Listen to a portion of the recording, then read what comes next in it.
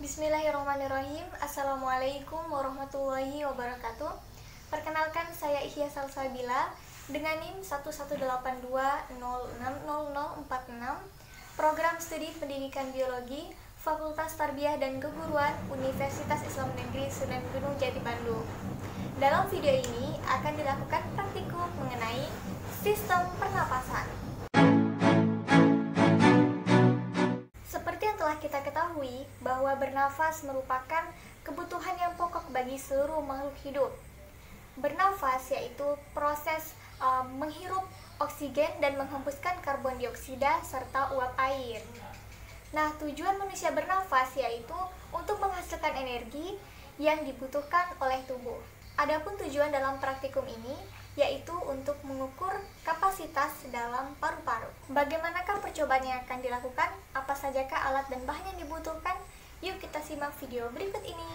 Alat-alat yang digunakan dalam percobaan ini yaitu galon 5 liter, gelas ukur, baskom, selotip kertas, alat tulis, selang 1 meter, dan gunting. Serta bahan yang diperlukan yaitu air secukupnya. Setelah kita mengetahui alat dan bahan yang digunakan dalam percobaan ini, selanjutnya mari kita perhatikan langkah kerja. Langkah pertama yaitu isolasi ditempelkan pada sisi botol, tambahkan 250 ml air menggunakan gelas ukur ke dalam galon, lalu dicatat ketinggian air dan ulangi langkah tersebut hingga air mencapai ketinggian 5 liter.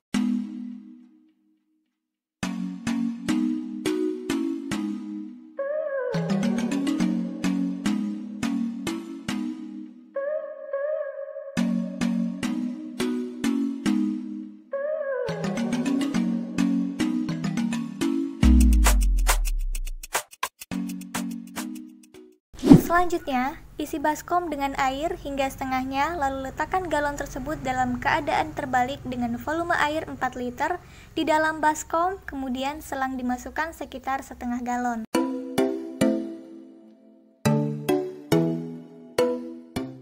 Langkah selanjutnya, ambil nafas secara normal dan hembuskan melalui selang. Gunakan skala pada galon untuk menentukan volume atau jumlah ruang yang terpakai untuk nafas yang dihembuskan dalam galon. Perkirakan volume dan catat hasilnya.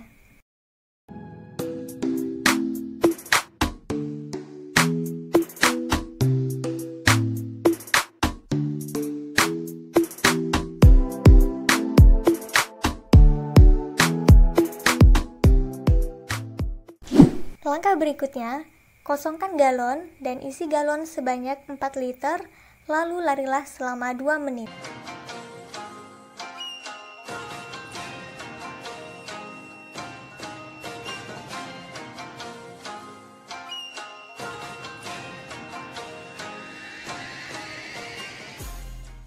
Setelah lari, ambil napas dan hembuskan melalui selang, kemudian amati perubahan volume air yang terjadi dan catat hasilnya.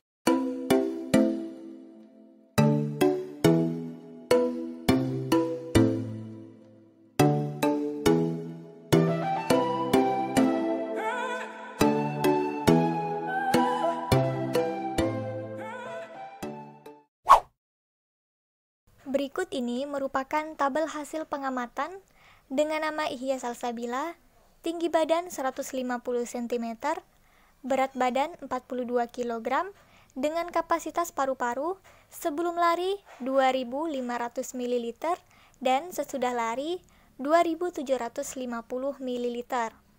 Pada praktikum ini dilakukan perhitungan terhadap volume udara pernapasan pada kondisi normal dan kondisi setelah berlari selama 2 menit. Hasil pengamatan menunjukkan bahwa volume udara pernapasan setelah berlari lebih besar dibandingkan dengan pernapasan normal, karena pada saat beraktivitas, tubuh kita akan memerlukan oksigen yang lebih banyak.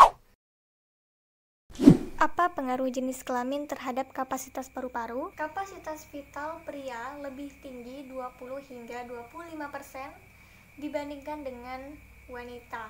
Pada umumnya, laki-laki membutuhkan energi yang lebih banyak, sehingga akan membutuhkan oksigen yang jauh lebih besar daripada wanita.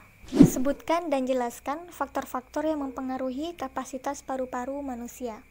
Faktor-faktor yang mempengaruhi kapasitas paru-paru itu yaitu jenis kelamin, kemudian faktor genetik, usia. Nah, menurut Ulami tahun 1993, daya tahan kardiorespirasi ini akan meningkat dari masa anak-anak hingga mencapai puncaknya pada usia 19 hingga 21 tahun. Nah, setelah itu fungsinya akan menurun. Selain usia, ada faktor tinggi dan berat badan. Semakin tinggi seseorang dan semakin berat badan seseorang, maka kapasitas paru-paru juga akan semakin besar.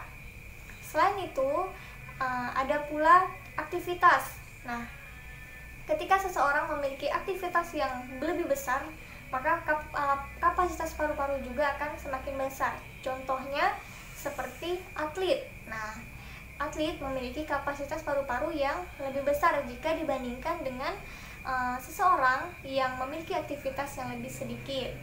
Selain itu, ada posisi juga akan mempengaruhi kapasitas paru-paru. Pada posisi duduk, maka akan menurun, dan pada posisi berdiri, maka akan meningkat. Berapa jumlah volume udara paru-paru yang tertinggal selama pernapasan berlangsung? Mengapa demikian? Volume udara paru-paru yang tertinggal selama pernapasan berlangsung saat sebelum lari yaitu 1.500 ml dan setelah lari yaitu 1.250 ml. Nah, udara residu ini akan berguna untuk mempertahankan oksigen di dalam paru-paru. Jika tidak ada, maka akan terjadi denaturasi yang mengakibatkan seseorang akan pingsan. Apakah yang dimaksud dengan udara tidal, volume udara suplementer, volume udara komplementer, dan kapasitas vital udara pernapasan? Udara tidal merupakan volume udara hasil inspirasi atau ekspirasi pada setiap kali bernapas normal, kira-kira sebanyak 500 ml. Udara suplementer yaitu jumlah udara yang masih dapat dikeluarkan dengan ekspirasi kuat pada akhir ekspirasi normal, pada keadaan normal sebanyak kira-kira 1.200 ml.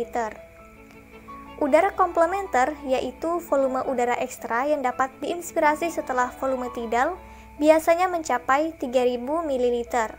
Dan kapasitas vital udara pernapasan ialah jumlah udara maksimum yang dikeluarkan dari paru-paru seseorang, yaitu mencapai 4.500 ml.